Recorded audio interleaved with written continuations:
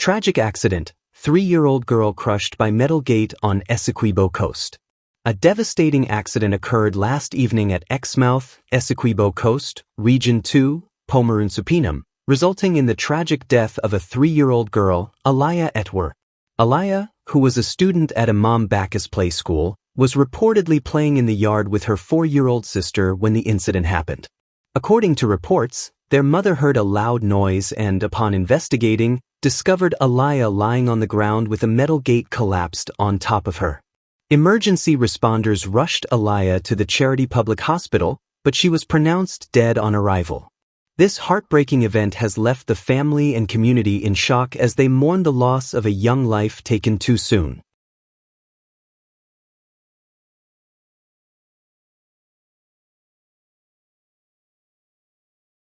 Police investigating death of Essequibo pump attendant. Police in Regional Division No. 2, Pomerun/Supinum, are conducting an investigation into the death of Navindra Rambaran, a 25-year-old pump attendant from Evergreen, Essequibo coast.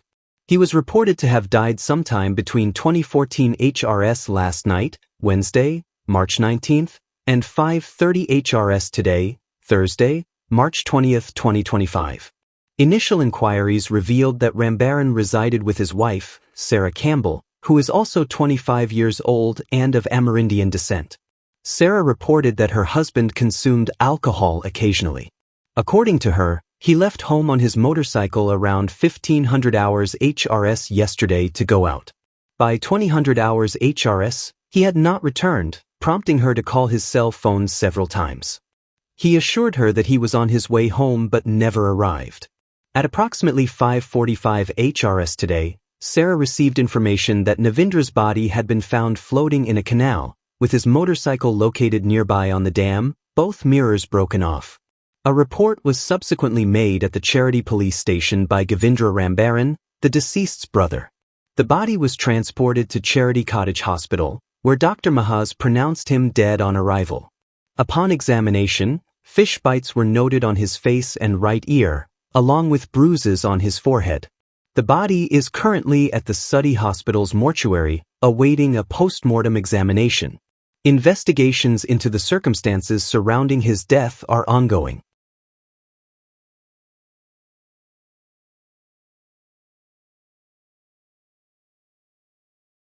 Fire report: gas leak ignites blaze in Kitty, Georgetown. Location: house at Lot 162 Garnett Street, Kitty, Georgetown. On March 19, 2025, Section Leader Liverpool, along with Hackshaw, leading fireman legal, and 9 firefighters, responded to a fire call at the residence. They arrived on the scene at 11:35 HRS with appliances water tender number 118 and water carrier number 23. The fire was believed to be caused by a defective gas regulator head, which allowed gas vapor to escape from the cylinder. This vapor ignited after coming into contact with a naked flame from the gas stove, subsequently spreading to nearby combustible materials. The incident resulted in slight damage to 2 wooden cupboards and 1 glass case. Firefighters successfully extinguished the blaze using 1 jet from the water carrier number 23's tank supply and a hose reel from water tender number 118. The property is owned by Camille Daly, residing at the aforementioned address.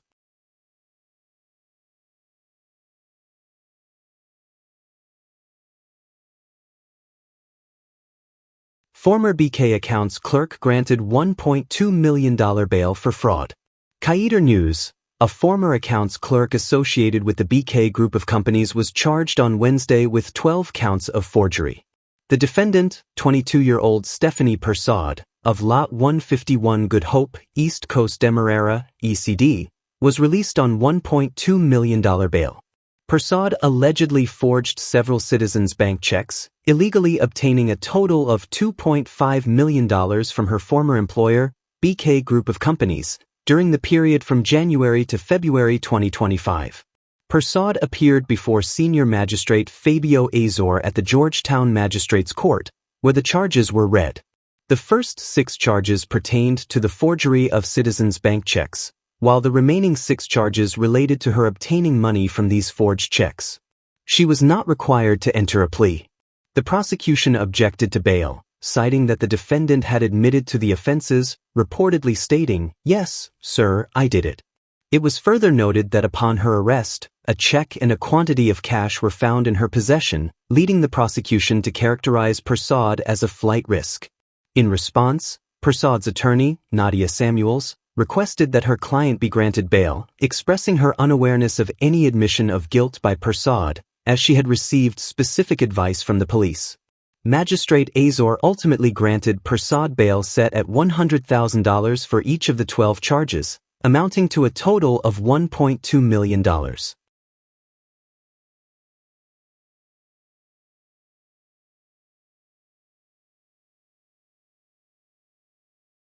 Woman charged for threatening 9-year-old girl. Kaider News: a 35-year-old woman has been placed on $25,000 bail after appearing at the Georgetown Magistrates Court on Wednesday, charged with making threatening language. Veronique Singh of East Ruimveldt, Georgetown, was charged with allegedly threatening a 9-year-old girl on February 20, 2025, at St. Margaret's Primary School. Singh pleaded not guilty when the charge was read to her by Senior Magistrate Fabio Azor. The prosecution outlined that the incident occurred following a dispute between Singh's son and the girl. The mother of the 9-year-old testified in court that she found her daughter in tears and, upon inquiry, learned that Singh had threatened to hit the child. The mother further stated that this was not the first instance in which Singh had threatened to harm her daughter.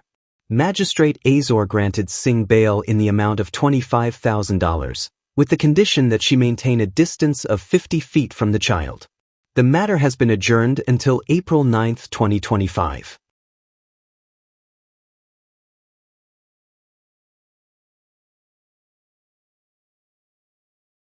Police seeking men who removed impounded motorcycle from Amelia's Ward Police Outpost. The Guyana Police Force, GPF, is taking a serious stance on an incident that occurred yesterday afternoon at the Amelia's Ward Police Outpost in Linden, where 2 adult males boldly removed an impounded motorcycle from the compound. The police are actively searching for these 2 individuals, who are known to law enforcement, and they will face the full consequences of the law once apprehended. At approximately 18:01 HRS on March 19, 2025, Woman Constable 22856 Grant reported that while performing her duties at the Amelia's Ward Police Outpost Inquiries Desk, Constable 24271 Gonzalez brought in a black and gray Skylar motorcycle without a number plate and requested her to lodge it. During the process, she observed a white open-back vehicle with the license plate marked, "On test." The vehicle occupied by 2 males in the front and 3 boys in the back tray caught her attention. The driver exited the vehicle along with the male passenger, yet neither of them inquired with the police about the motorcycle that had just been lodged. Woman Constable Grant informed one of the young men that he could not remove the motorcycle from the police compound. In response, the individual dismissively stated, "I don't have time. The police can do what they want to do," before loading the motorcycle onto the vehicle and leaving the compound. The motorcycle has since been recovered at the residence of one of the individuals and is currently being held at the Mackenzie Police Station. Searches for the 2 suspects are still ongoing. The GPF is committed to ensuring accountability in this matter.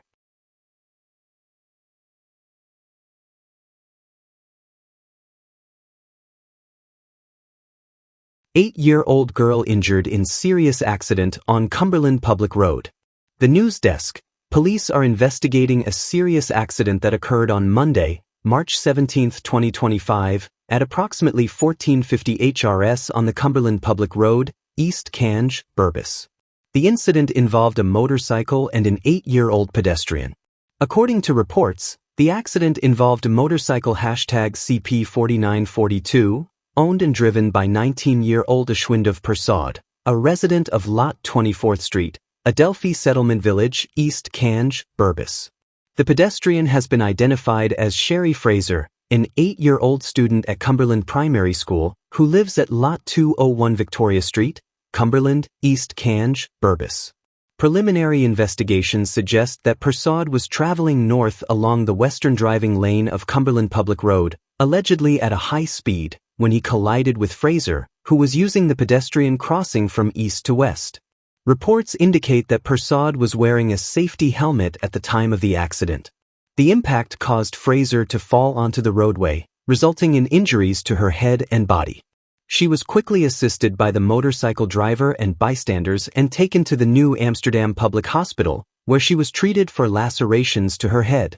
Due to the severity of her injuries, she was subsequently referred to the Georgetown Public Hospital for further medical attention. A breathalyzer test conducted on Persaud returned a reading of 0 micrograms. He is currently in police custody as investigations continue.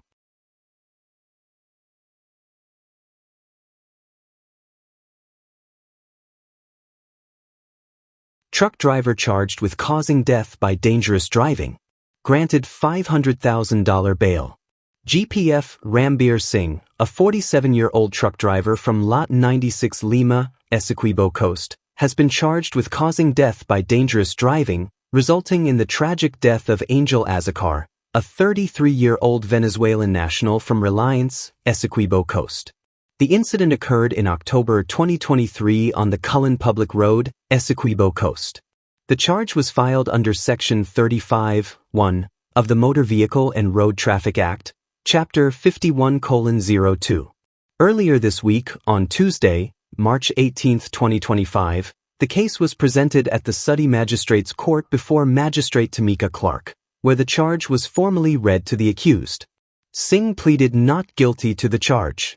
Bail was subsequently granted in the amount of $500,000, with the condition that he report to the Anna Regina Police Station every last Friday of each month until the trial begins on March 28, 2025.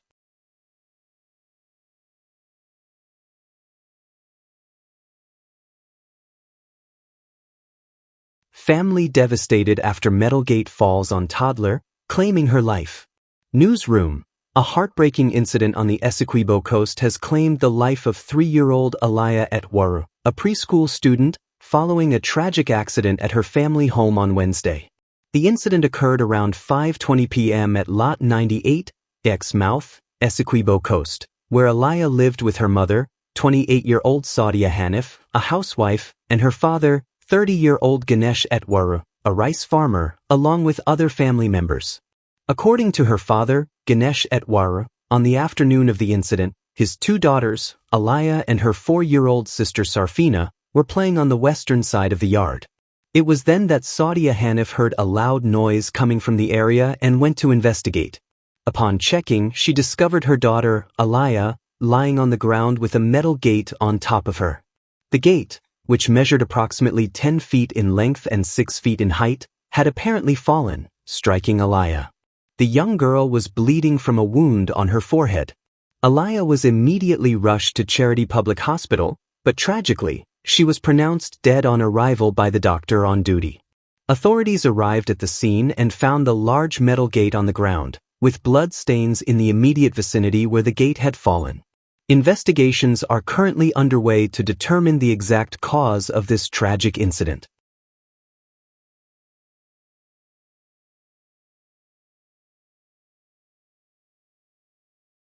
People and media free to support the PPP/C, but the party does not control social media content, says Dr. Jagdeo. Newsroom. During a press conference on Thursday, Vice President Dr. Bharat Jagdeo responded to allegations that the People's Progressive Party/Civic, PPP/C, is controlling or influencing the content shared on various media platforms. Dr. Jagdeo clarified that while individuals are free to express support for the party on social media, the PPP/C does not direct or endorse independent content. I've seen a number of people in the public domain say that the People's Progressive Party is directing what happens on Guyana Daily News, he remarked. This is not a new accusation. It has always been suggested that anything favorable to the PPP or critical of the opposition is labeled as PPP-aligned. He acknowledged that many media outlets occasionally post content supportive of the PPP and expressed gratitude for that support, but emphasized that it does not imply official party endorsement of all content shared by those media organizations. People are free to support the People's Progressive Party, he stated. We're not going to criticize people for wanting to support the party. There are hundreds of thousands of people who support the PPP.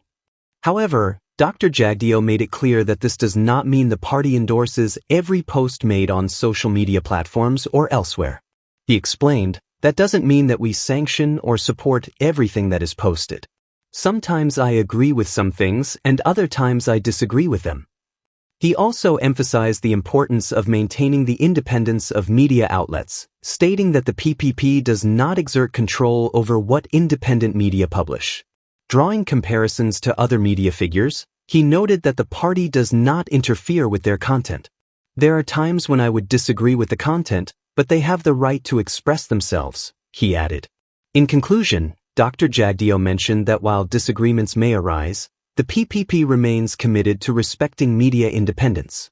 "That's normal," he affirmed. "We agree with some things and disagree with others. It's part of a healthy democratic process."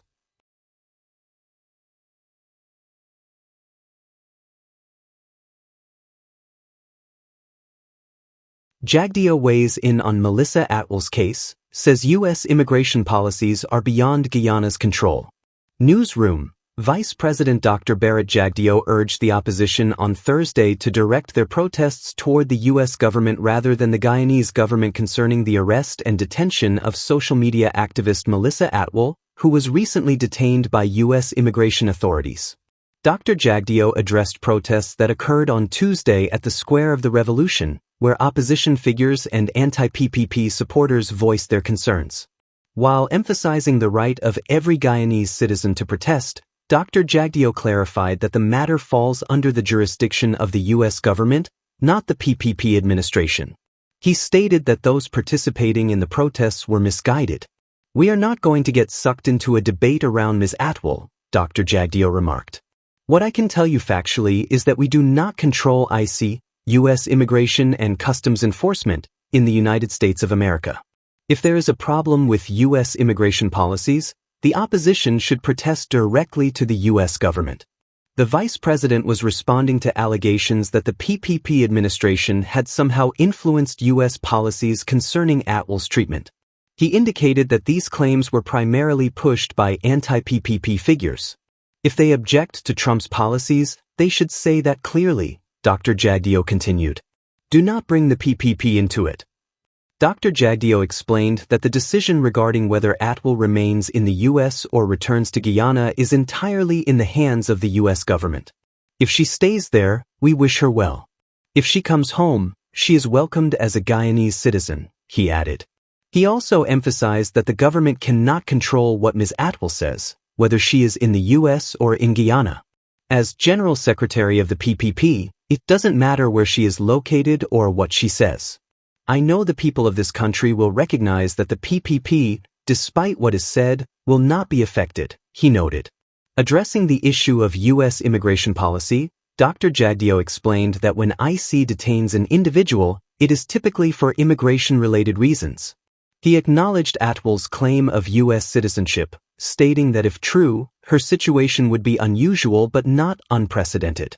"If she is indeed a U.S. citizen, then it would be unusual, but if not, she may face further difficulties." Atwell is scheduled to appear before a U.S. immigration judge on Friday, March 28. She was originally set to appear on June 25, but a new judge has been appointed to hear the case. Currently, she is detained in Louisiana after being arrested in New York last Thursday.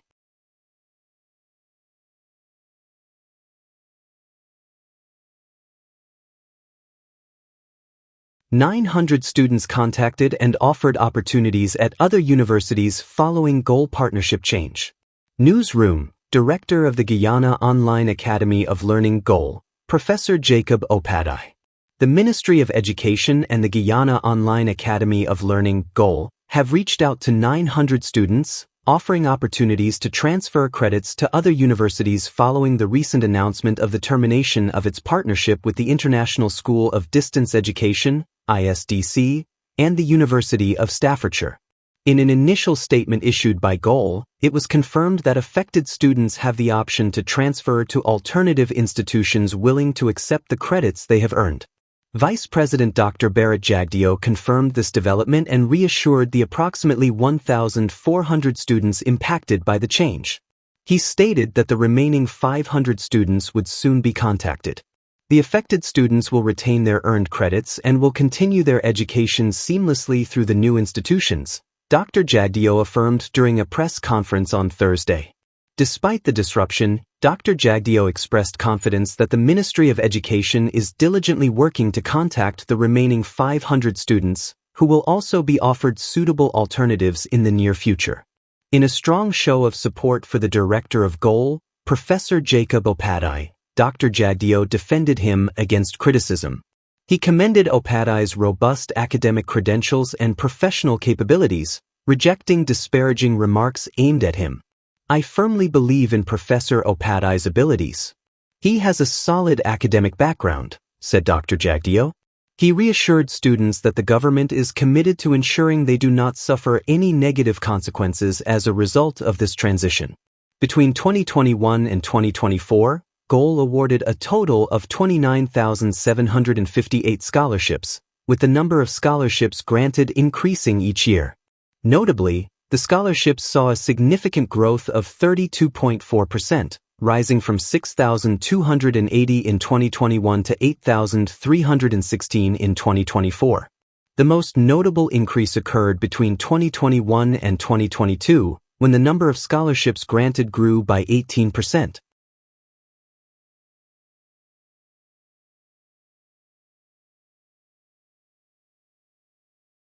Jagdeo, APNU plus AFC has no real plan, just a list of promises heading into the 2025 election.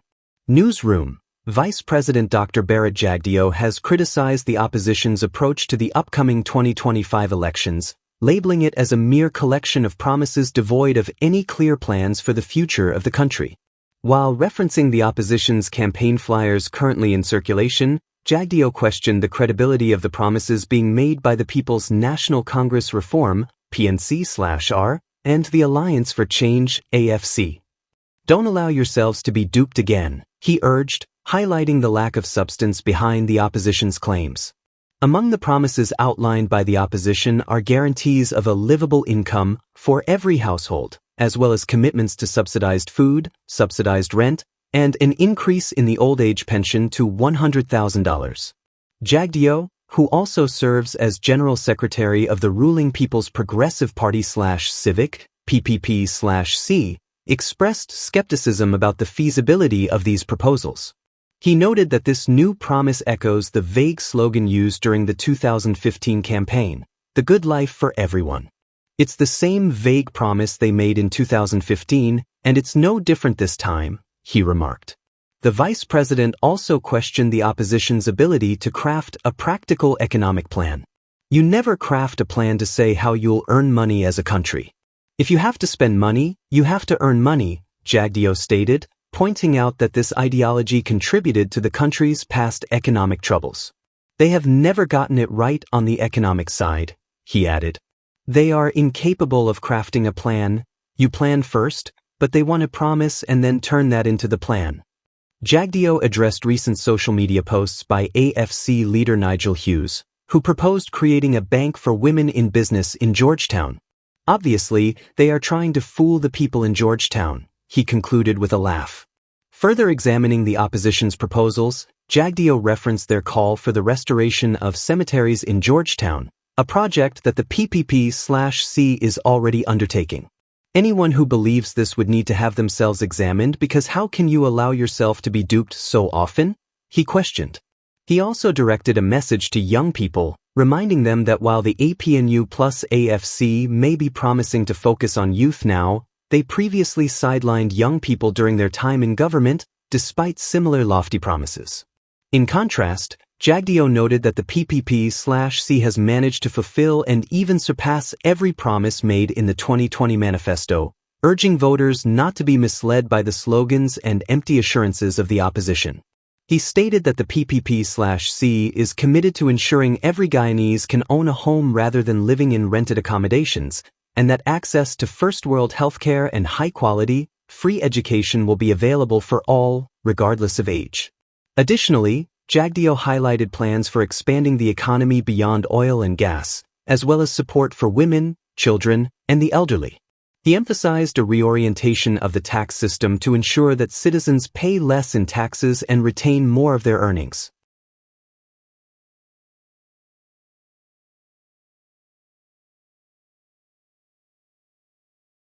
Separate lists of electors and ballots required for general and regional elections. GECOM Council.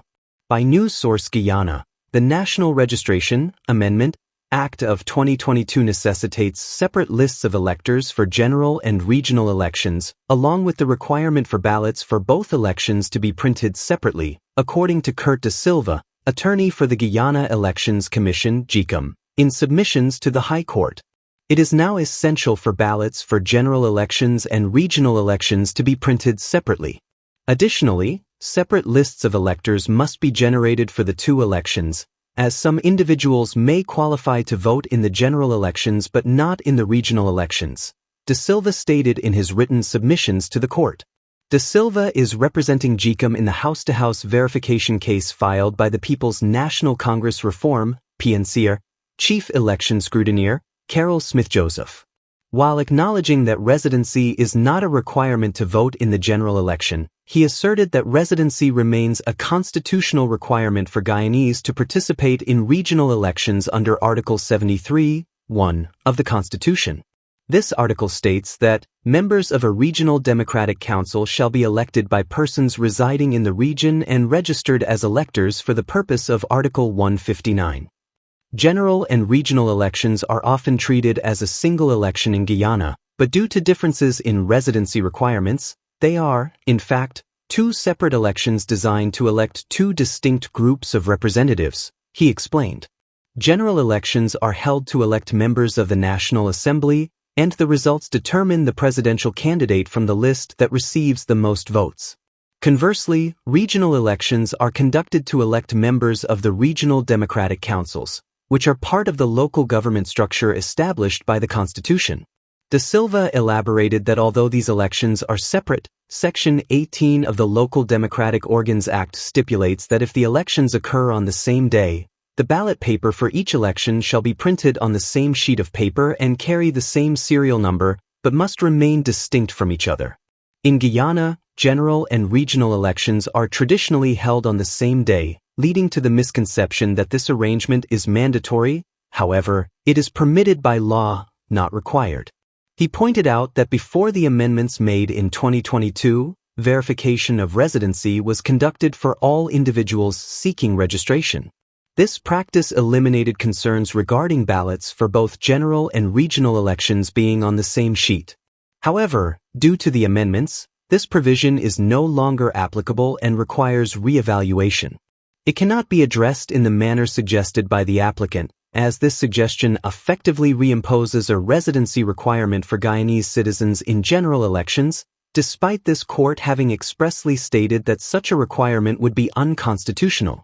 Instead, statutory provisions must be amended to ensure that election conduct complies with the Constitution, necessitating the separate printing of ballots for general and regional elections, he stated.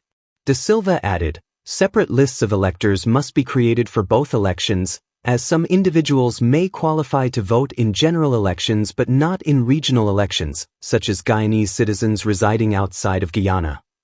He highlighted that claims and objections (CN) concerning these lists would be based on different criteria, with residency being a factor for regional elections but not applicable to Guyanese citizens in general elections. De Silva informed the court that the residency requirements for voting in general elections and regional elections are constitutional, whereas the inclusion of ballots for both elections on a single sheet is statutory. Therefore, the latter must align with and be subordinate to the former, not the other way around. Acting Chief Justice Roxanne George is scheduled to deliver her ruling on the case on Friday, March 28.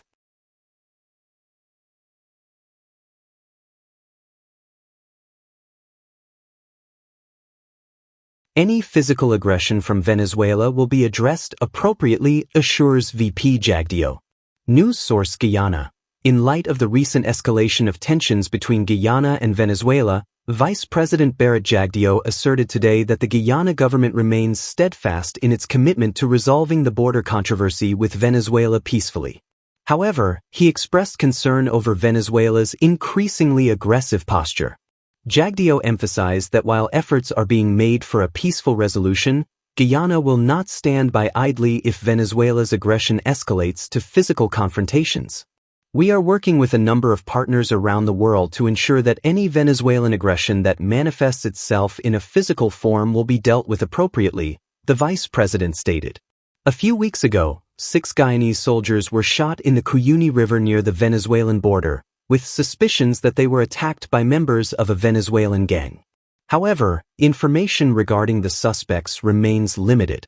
Earlier this week, Prime Minister of St. Vincent and the Grenadines, Dr. Ralph Gonsalves, spoke with President Irfan Ali by phone before traveling to Venezuela to meet with the Venezuelan president in an effort to de-escalate the tensions. Guyana currently has Venezuela before the International Court of Justice, ICJ, seeking a final determination of the validity of the 1899 arbitral award that settled the territorial controversy. Let me assure you that matters relating to Venezuelan aggression against our country, as well as threats to our territorial integrity and sovereignty, are receiving the attention of the entire government at the highest levels, including the presidential level, Mr. Jagdeo noted. He highlighted recent incidents, such as the incursion by a Venezuelan Navy vessel offshore Guyana, and the neighboring country's plan to host an election for a governor of Guyana's Essequibo. He stated that these issues are being taken very seriously by the government of Guyana. These antics by the Venezuelan government must be treated seriously. That is why we approached the ICJ regarding their elections.